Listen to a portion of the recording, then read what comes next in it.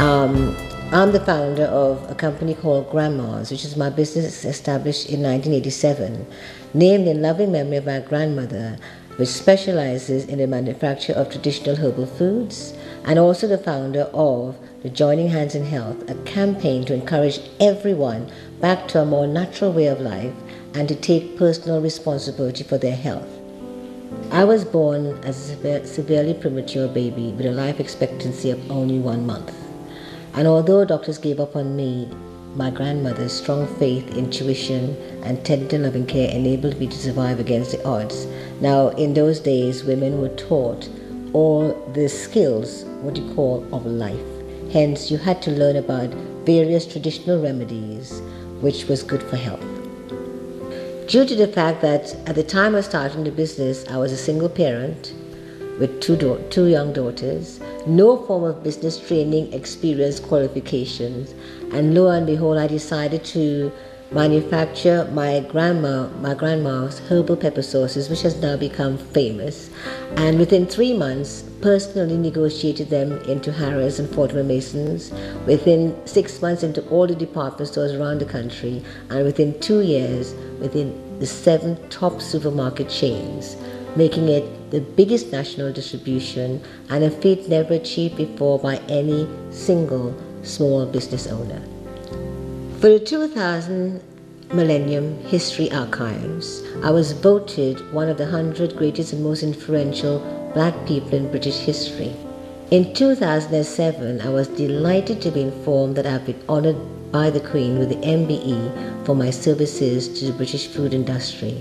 Again, it was the volume of work conducted behind the scenes to try to get the government and the health establishment to understand the importance of natural foods in our diet. I was only 5 years old when my great-grandmother, an African spiritual herbalist and midwife, died at 113 from old age and not sickness. That was the norm in her day. Sickness was rare. It was natural to feel well all the time. But a generation later, when Western scientists started using us as experimental guinea pigs, my family lifespan fell by over 40 years in less than 50 years. The fact is, I know that pharmaceutical drugs have very minimal benefits, but in the long term, it is known to cause or to be 85% ineffective, toxic drugs causing permanent long-term damage, and is also the #1 killer in America and #3 in this country. So popping the pill does not work, has never worked, and will never work. In October last year, I presented a case to the Law Commission for the reform of the 1939 Cancer Act. I was simply surprised that this act was solely passed for the use of experimental pharmaceutical drugs and not for prevention into the disease. So 71 years ago, whilst cancer was a rare condition affecting 1 in 40 to 50 people, 71 years later is affecting 1 in 2, proven beyond a doubt that pharmaceutical drugs does not work, and this is actually one of the worst medical histories of all times.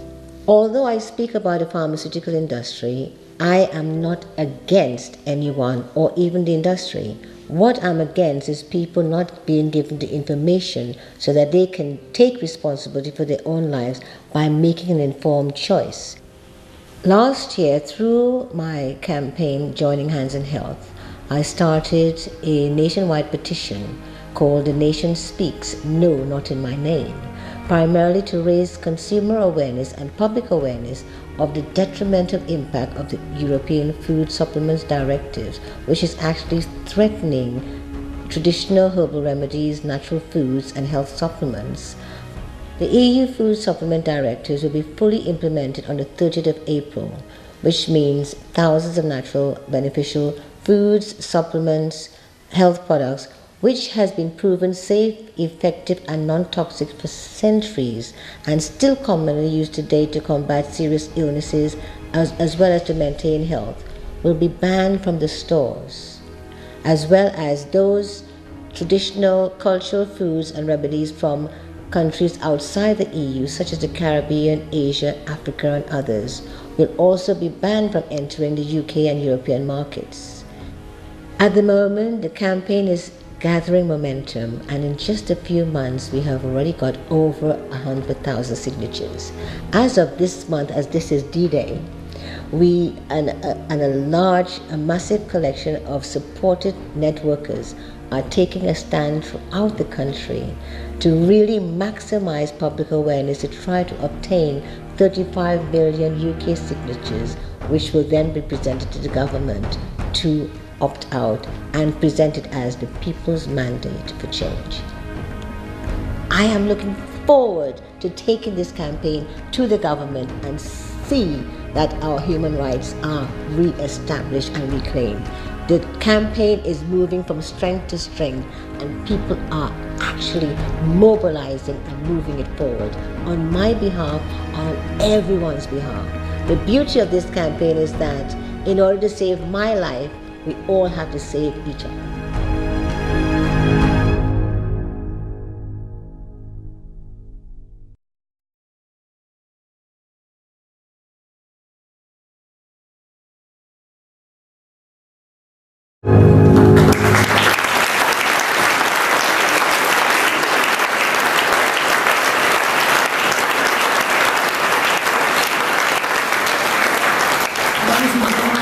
Resounding welcome to a courageous woman who is fighting for all our rights for informed consent and the natural therapies and the treatments of choice that this should encompass. Ms. Dounne Alexander.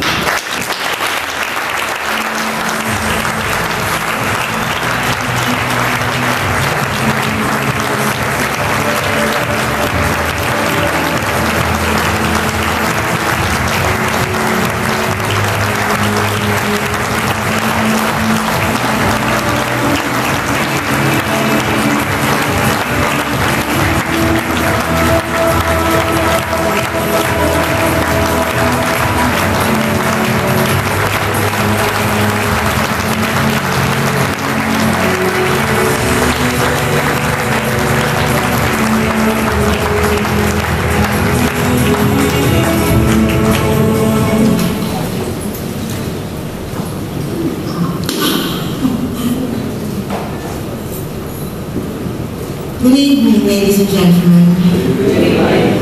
Oh, thank you. I feel truly honored to be a recipient of this year's prestigious CCHR award. Thank you so much for that wonderful tribute. I'd also like to thank God for taking me on this incredible journey and for entrusting me with such a blessed task.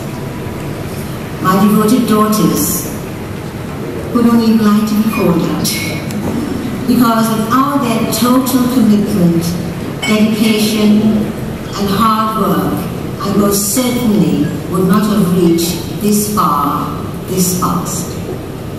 And although I know they will be here tonight in spirit, I wish my parents and grandma could have been here in person to rejoice and celebrate this special moment.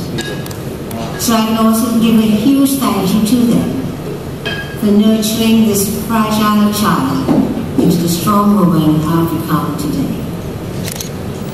Plus my dedicated supporters for believing in me and swiftly spreading the campaign's message throughout the country.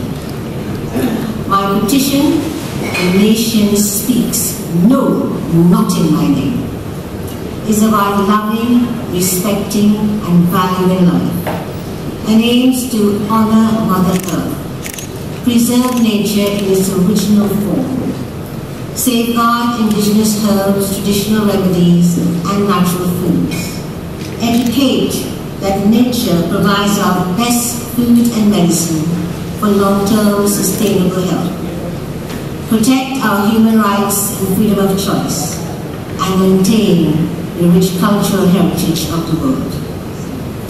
I strongly believe that what is taking place today is a violent act against humanity, animals, and the environment. Therefore, we should all play an active part in securing the abolition of any legislation such as the European Food Supplements Directive and the Codex Alimentarius guidelines, which blatantly abuses our human rights. And like CCHR, we need to be the change that we want to see in the world. Therefore tonight, I'd like to call upon all of your support and beg you to please, please, please, let your fingers do the talking. Go online and sign the petition. Be my voice and tell all your family, friends, and colleagues to sign, plus encourage them to spread the word to everyone they know and ask them to do the same. So together, let's create the most peaceful, inspirational, and biggest impact this country has ever witnessed, and show the people that collectively we really have the power to bring an end to all forms of suffering and make this world a more consciously loving and harmonious place for all to reside as a universal family. So once again, a huge thank you to Lady Margaret McNair and her incredible team at CCHR for honouring me in such a grand way tonight. Thank you so much.